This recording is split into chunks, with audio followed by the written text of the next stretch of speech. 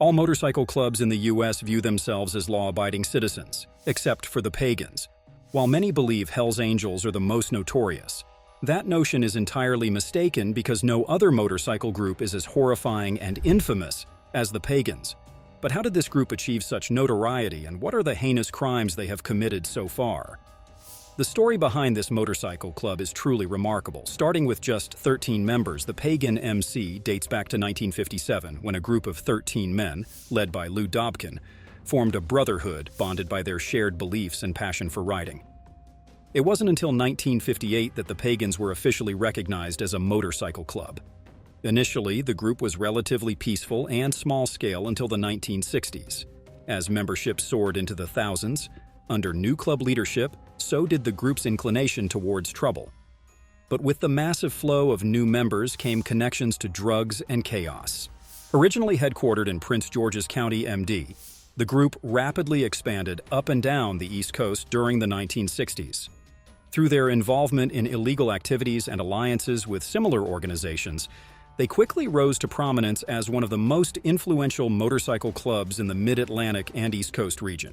Today, they continue to be one of the largest motorcycle clubs in the country, boasting at least 44 known chapters. In 1957, when the Pagans were established, members didn't opt for Harley-Davidson motorcycles. Instead, they favored Triumph bikes, which hail from an English company and stand as the largest motorcycle manufacturer in the UK. However, as the Pagans grew, their bike preference shifted solely to Harley-Davidson. Just like other biker groups, Pagans also adhere to a uniform jacket or attire. MC members typically wear leather or denim vests and jackets adorned with patches that identify their club affiliation. For the Pagans, their denim vests prominently display a patch depicting the Norse fire giant Surtur seated on the sun, wielding a sword, a figure from Norse mythology associated with Ragnarok, the end of times, and the destruction of the world. Sounds amazing, right? Alongside their emblem, Pagans feature various other patches with symbolic meanings on their vests. Among these is the 1% diamond patch indicating involvement in illicit activities, along with patches bearing numbers. The number 13 on a vest holds multiple interpretations, including references to jurors and a judge, the 13th letter of the alphabet, or the 13 original founders. And did you know that a 5 patch signifies Nazi affiliations? The symbols like skull and crossbones, wings, and Third Reich motifs are commonly seen. These symbols often denote the member's identity and activities. For instance, the presence of an Ace of Spades patch signifies a member's readiness to kill for the MC, or possibly having done so already. To obscure their chapters' locations, Pagans refrain from indicating them on their vests, making it challenging for law enforcement to solve crimes linked to the group. A member's jacket holds significant value and is treasured above all else, and they care for it like their own baby. The Pagans don't care about rules. They're seen as an outlaw motorcycle gang, and proudly belong to the 1%er crowd, meaning they don't bother with following the law. They're into all sorts of illegal stuff, from stealing small things to serious crimes like extortion and even murder. They've been caught up in arms deals, bombings, and selling drugs.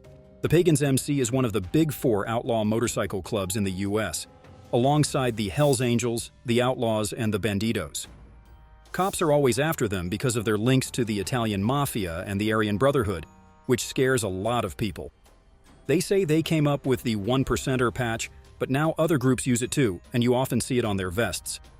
But here's the real shocking fact about the group. Despite many women associating themselves with them, did you know they can never be actual members? It's true, they're given the sexist titles of old ladies or honeys. Can you imagine being called a man's old lady? Women don't have any rights in the club, yet some investigations suggest they play minor roles in the group's illegal activities.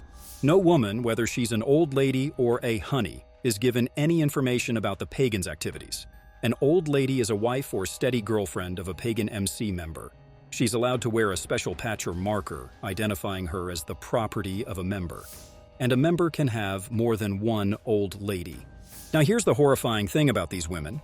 Honeys, sometimes referred to as train honeys, are women who belong to the club as a whole. Members can trade, sell, or give these women away, and they're often sexually exploited. Within the MC, women are considered to be lower than dogs in the hierarchy. Members justify their views of women by saying that the women involved in the MC lifestyle choose to be there and understand the rules they have to follow. Now let's get into the criminal activities associated with this group. In 1974, Coconut Grove, Florida was shaken by tragedy when 17-year-old Amy Billing disappeared near her home.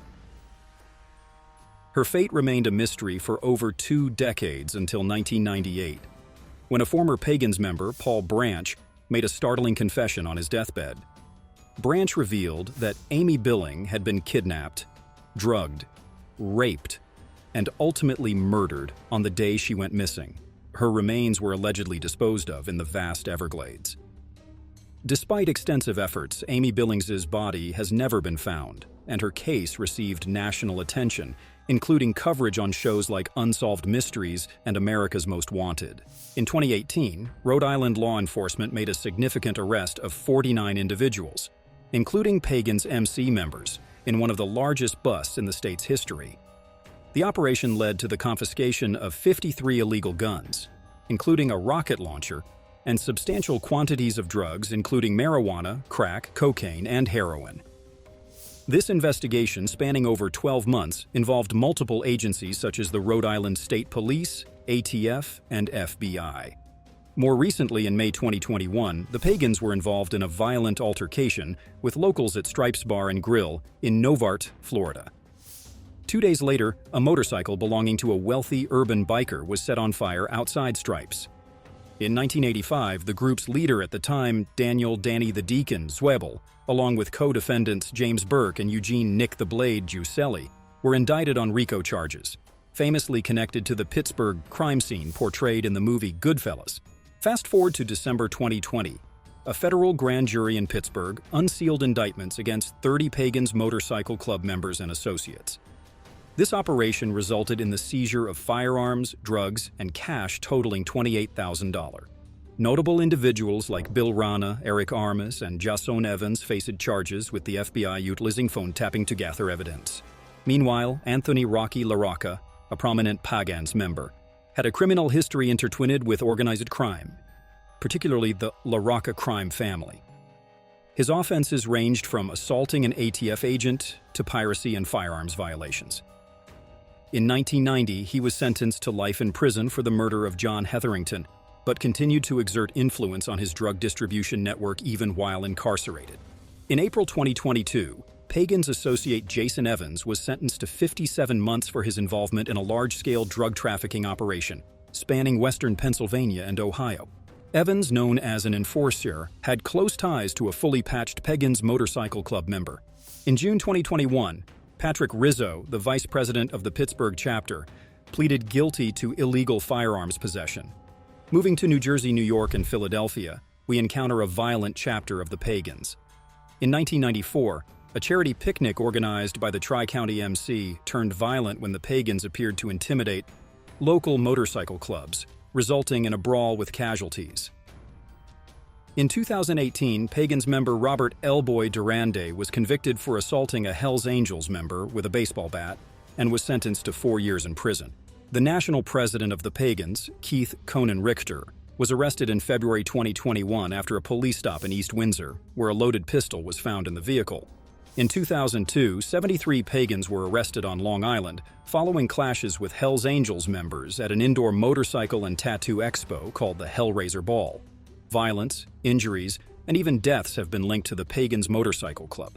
In South Philadelphia, a tattoo parlor owned by a Pagan was firebombed, adding to the string of violent incidents. One notable event occurred in 2005 when Pagans allegedly shot at the vice president of the Hells Angels Philadelphia chapter while he was driving on the Schuylkill Expressway, resulting in his tragic death. This incident led to the closure of the Hells Angels Philadelphia chapter later that year.